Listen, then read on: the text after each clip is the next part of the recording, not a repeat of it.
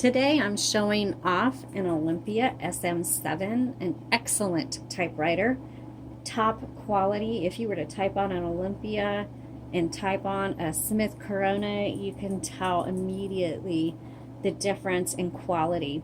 We sell mostly Smith Coronas. I'm not dissing them at all. They're excellent typewriters, but an Olympia is definitely a couple steps above, say, a Smith Corona. The way they're manufactured is just amazing, and you can just tell it the instant you put your keys on, what am I trying to say, the fingers on the keys. So let's take a look at an SM7. The SM7 comes in three colors, blue, pink, and white. This is considered white, and the white models have the turquoise keys with the turquoise tipped handles. On this typewriter, you have, if you see this button right here and you press that, that's going to be your paper holder. And that's a pretty decent paper holder. That's real nice. But your margins, if you squeeze them and then you move them around here. Also, all Olympias come with a carriage lock. Now to move the carriage, you'll see a metal tab on each side, and you just press it down and you can move the carriage. The bell sounds so nice on here. Now to lock the carriage, because in transport, locking a carriage just helps keep everything inside from jiggling around. Sometimes the carriages will break loose and slam, and they can break they can snap the drawband, or they can do other damage. And so a carriage lock is great if you're going to be transporting.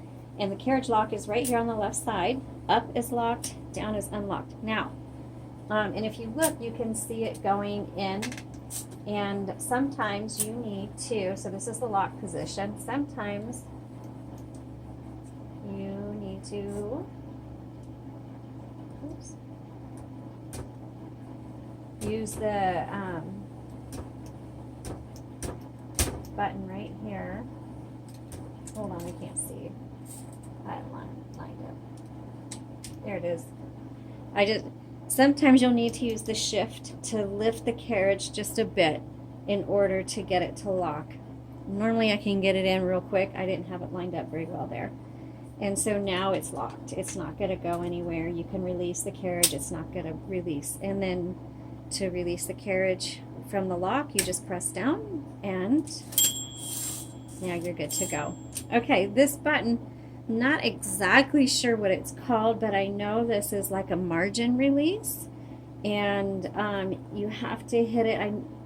I was playing with it earlier, and it released the left margin, and it took me a couple times to get the left margin to reset, so you may have to work with this a little bit to figure out how that works. All right, let's do some typing. Oh, before we do that, let's take a look at the inside. So to open up your typewriter, you have to move the carriage to the left, and this whole thing pops off right here. Okay, and then you'll see your ribbon. It does take a universal ribbon. You have these metal guards that are kind of holding the spools in. Just pull those out and then lift the spools up, and you can replace it easily. Please pay attention to how it's threaded through the guides. Now, the ribbons will last you a long time, but you need to reverse the direction when you get to the end of the spool. Reverse the direction, and you can just use that ribbon multiple times. And to do that, you just push these little metal guides like that, and it reverses the direction. It's that simple. But the nice thing is you don't have to take this off to reverse the direction. You can actually reach those guides right here through the top opening. And so the only time you need to take this top off is to replace your ribbon. Okay, let's go ahead and type and see how it goes. This is an SM7, if I didn't mention it before. Paper release is right here.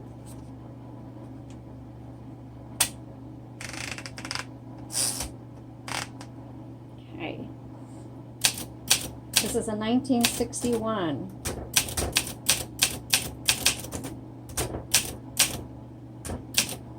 And the type is it's just a pretty font. It's petite It's thin, and it just looks really nice.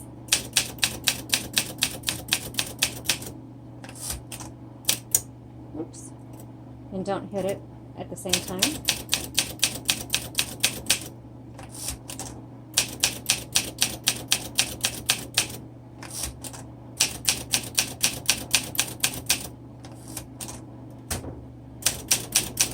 Now this was made in Germany, so you will see that there are a couple symbols that are different than what we would normally see. The font is a little faint, and so I'm going to switch the direction of the ribbon by pressing right there, okay?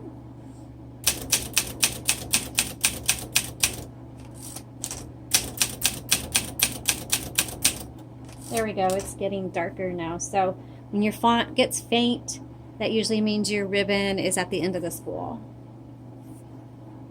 Or you can adjust how hard it hits right here, okay?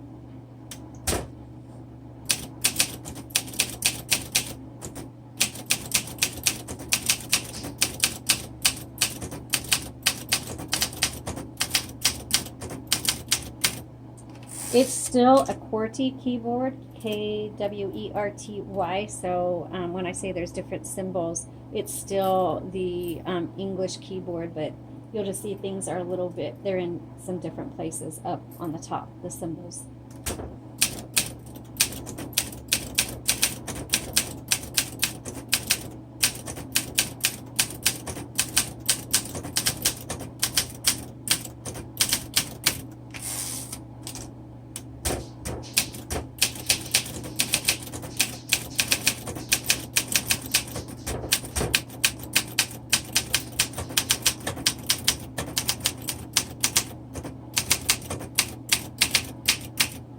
The only thing I wish Olympia had that the Smith Coronas have on some of theirs is a floating shift. So if you notice when I hit the shift button, the whole carriage lifts up, whereas some of the Smith Coronas, the escapement lifts up, and so it's not as chunky.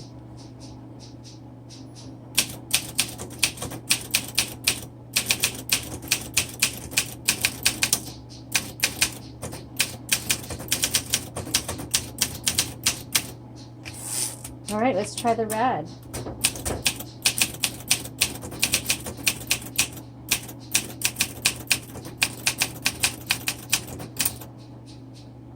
Backspace.